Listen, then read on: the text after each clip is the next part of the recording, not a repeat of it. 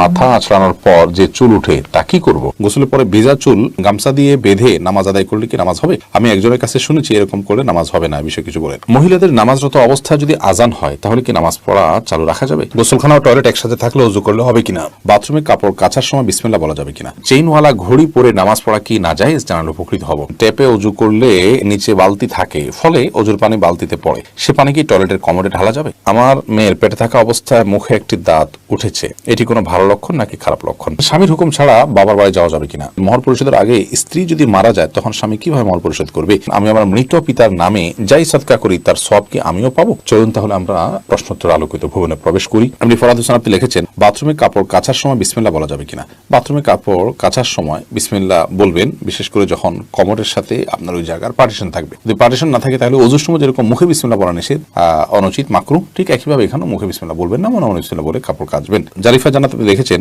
গোসলের পরে ভেজা চুল গামছা দিয়ে বেঁধে নামাজ আদায় করলে কি নামাজ হবে? আমি একজনের কাছে শুনেছি এরকম করলে নামাজ হবে না, বিষয়ে কিছু বলেন। না, এরকম করে নামাজ হবে না এমন কোনো কথা নেই। আপনি একজন নারী হিসেবে আপনার পুরো শরীর আপনাকে ঢেকে নামাজ পড়তে হবে, শুধুমাত্র মুখমণ্ডল এবং দুই হাতের কবজি আপনি খোলা রাখবেন। এর বাইরে অন্য কোনো শর্ত নেই। আপনি গামছা দিয়ে ঢাকেন বা গামছা দিয়ে বেঁধে তার উপর দিয়ে অন্য একটা কাপড় দিয়ে ঢাকেন, কোনো অসুবিধা নেই। এরপরে কাজী ফাতিমা আপনি লিখেছেন, মহিলাদের নামাজরত অবস্থায় যদি আজান হয় তাহলে কি নামাজ পড়া চালু রাখা যাবে?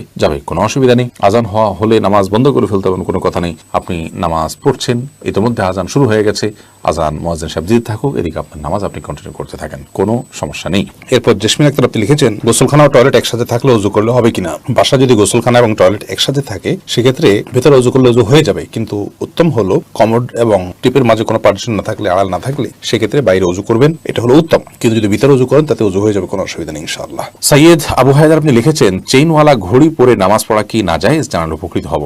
না, চেইনওয়ালা ঘড়ি পরে নামাজ পড়লে যেটা নাজায়েজ হবে এমন কোনো কথা নেই। সাবির ইয়াসমিন জান্নাত আপনি লিখেছেন, স্বামীর হুকুম ছাড়া বাবার বাড়ি যাওয়া যাবে কিনা? আপনি যেহেতু স্বামীর সংসারে থাকেন, অতএব তার সুবিধা অসুবিধা, তার প্রয়োজন ইত্যাদি বিষয় থাকতে পারে, সেই কারণে তাকে আপনি বলে যাবেন। কিন্তু স্বামী আপনাকে আপনার বাবার বাড়ি যাওয়া থেকে বঞ্চিত করে রাখবেন, যেতে দিবেন না, আটকে রাখবেন এবং তার খেয়াল খুশি মতো সে আপনাকে আপনার বাবা মার সাথে সাক্ষাৎ করা থেকে বিরত রাখবেন, সে অধিকার কিন্তু তার নাই। সেটা যদি তিনি করেন তাহলে তিনি অন্যায় করছেন। তবে হ্যাঁ, অবশ্যই আপনি চেইন অফ কমান্ড, একটি ফ্যামিলির পারস্পরিক যে বোঝাপড়া, সেটা যেন ভালো তার জন্য আপনি বলে যাবেন, এবং এই বলে যাওয়ার মধ্যে ভদ্রতা, এই বলে যাওয়ার মধ্যে নিজেদের বোঝাপড়া যে আছে সেটির প্রমাণ হয়। বিধায় এটাকে দোষণীয় মনে করা যে আমি তাহলে কি বন্দী হয়ে গেলাম, এরকমটি মনে করার কোনো কারণ নেই। কাজল আইডি থেকে আপনি লিখেছেন, ওযু করার পরে কি আয়নায় মুখ দেখলে ওযু ভেঙে যাবে? না, কোনো অসুবিধা নেই, ওযু ভাঙবে না। এমডি আবুল কালাম আপনি লিখেছেন, মহর পরিশোধের আগে স্ত্রী যদি মারা যায় তখন স্বামী কিভাবে মহর পরিশোধ করবে?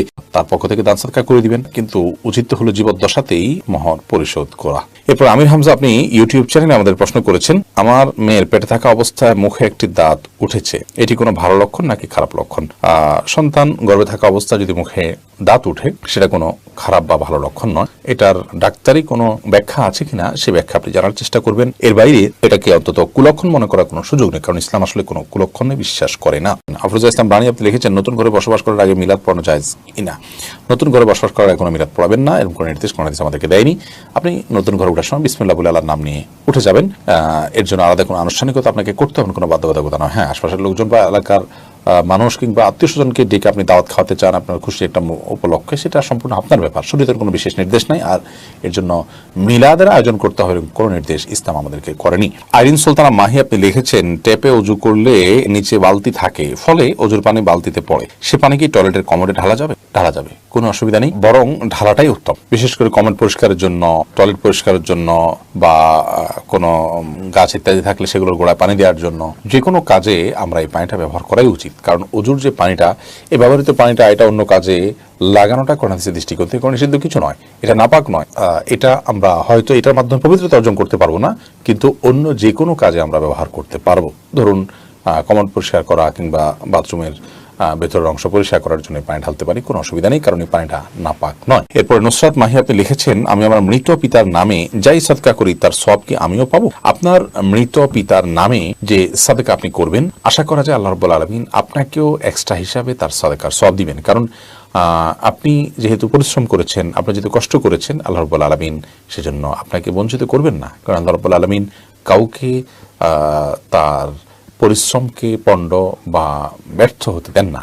যতক্ষণ পর্যন্ত সেটি আল্লাহর সন্তুষ্টির জন্য হবে এবং সঠিক নিয়মে হবে। আফিফ হাসান শুভ, আপনি লিখেছেন টাকাতে ছবি থাকে, বুক পকেটে রেখে নামাজ পড়া যাবে কিনা? যাবে, কোনো অসুবিধা নেই, কারণ সেটা প্রদর্শিত হচ্ছে না, ভেতরে আছি। নয়নে আইডি থেকে আপনি লিখেছেন একসাথে অনেক মসজিদে আজান হলে কয়টি আজানের জবাব দিতে হবে? আপনি প্রথম যে আজানটি শুনছেন আপনার কানে এসছে, সেই আজানটির জবাব আপনি দিবেন, এর পরেগুলো দেওয়া আপনার জন্য নির্দেশিত নয়। আনাস চৌধুরী, আপনি লিখেছেন চোখ বন্ধ রেখে সালাত আদায় করা যাবে কি? এই বিষয়ে আমাদের একটা ভিডিও আছে, মেহরবানি করে সেটা দেখে নেবেন। চোখ বন্ধ রেখে সালাত আদায় করা যাবে অতিরিক্ত মনোযোগ সৃষ্টি করবার জন্য, কিন্তু এটাকে নিয়ম বানিয়ে নেওয়া সুন্নাহ নয়। নবী করিম সাল্লাল্লাহু আলাইহি ওয়াসাল্লাম স্বাভাবিকভাবে সালাত আদায় করতেন চোখ খোলা রেখে। একটি জয়ীফ হাদিস দ্বারা জানা যায় ইহুদিরা চোখ বন্ধ করে সালাত আদায় করে, তো সাধারণ অবস্থাতে চোখ খুলে সালাত আদায় করা উচিত, কিন্তু কখনো কখনো বা আপনার মনোযোগ সৃষ্টি করার উদ্দেশ্যে চোখ বন্ধ করে সালাত আদায় করলে সেটিতে অসুবিধা নেই। ফাতেমা পলি, আপনি লিখেছেন আমার বাচ্চা ছোট, তাই আমি শুধু ফরজ নামাজ পড়ি, এতে কি নামাজ কবুল হবে? অন্য কারো সহায়তা নিয়ে আপনি সুন্নাত নামাজ পড়া উচিত। মাঝে মধ্যে যদি এরকম হয় যে অন্য কেউ না থাকে এবং আপনি অনন্য উপায় হন, ফরজ সালাত ছাড়া কোনো কিছু পড়ার সুযোগ নাই, বাচ্চা অনেক বেশি দুষ্টমি করে বা কান্নাকাটি করে বা অসহনীয় পর্যায়ে চলে যায়, তাহলে সেক্ষেত্রে করতে পারেন, কিন্তু নিয়মিত এটি করার কোনো সুযোগ নেই। যেহেতু বাচ্চা যখন ঘুমে থাকে তখন আপনি করতে পারেন, বাচ্চাকে ঘুম পাড়িয়ে নিতে পারেন সালাতের সময়, অন্যের সহায়তা নিতে পারেন, অথবা হালকা পাতলা কান্নাকাটি থাকলে সেটাকে সহ্য করতে পারেন। অনেকে বাচ্চার প্রতি এত বেশি মায়া করেন যে বেশি মায়া করতে গিয়ে ইবাদত বন্দেগীর ক্ষেত্রে অনেক ছাড় তিনি দিয়ে নেন, যেটা উচিত নয়। হাফিজ মোহাম্মদ আরিফ বিল্লাহ, আপনি লিখেছেন ঘড়ি কিংবা চশমা পরলে নামাজ পড়া যাবে কি না?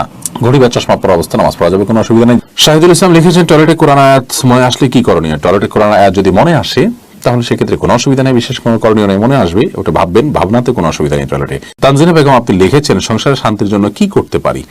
সংসারের শান্তির জন্য প্রথমত আল্লাহর বাধ্যতার মধ্য দিয়ে জীবনকে কাটানো উচিত, হারাম কাজ থেকে নিজেকে বাঁচিয়ে রাখা উচিত, এটা শান্তি আসার জন্য প্রধানতম কাজ। দ্বিতীয়ত হলো, কারণ হারামে আরাম আসে না, এই জন্য হারাম থেকে বেঁচে থাকতে হবে।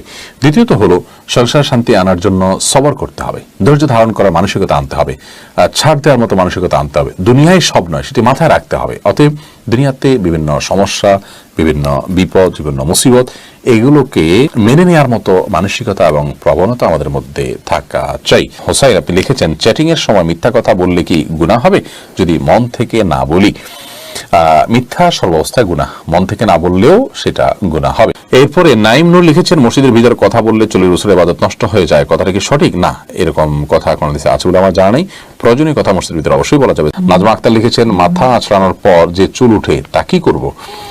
সেটা সবচেয়ে ভালো হয় যদি কোনো মাটিতে দাফন করবে এমন জায়গায় ফেলবেন যাতে মানুষের শরীরের অপমান বা অসম্মান না হয়। ময়লার সাথে না ফেলানো উচিত, যদি ফেলে দেওয়া হয় ময়লার সাথে তাতে কোনো বড় গুনাহ হবে পাটা সেরকম না, এটা জাস্ট উচিত অনুচিত, উত্তম অনুত্তমের কাজ, শিষ্টাচারের বিষয়। সৈকত খান লিখেছেন বিয়ের পরে কাবিনের টাকা কমানো যাবে কি? বিয়ের পর যদি স্বামী তার স্ত্রীর সাথে আলাপ আলোচনার মাধ্যমে আপনার মাফ নেন, কমানো তো আর যাবে না, যা ফিক্স হয়ে গেছে তা। স্ত্রী যদি কোনো কিছু মাফ করেন তাহলে আল্লাহ তাআলা সে সম্পর্কে বলেছেন ফাকুলুহু হানিআম মারিআ, তাহলে সেটা তোমরা ভক্ষণ করতে পারো বা ভোগ করতে পারো। স্ত্রী যদি বলেন যে ঠিক আছে আমি তোমাকে ছাড় দিলাম, আপনি দিতে পারেন না, সামর্থ্য নাই, আপনি তার কাছে ছাড় চাইলেন, সে যদি ছাড়টা দিয়ে দেয়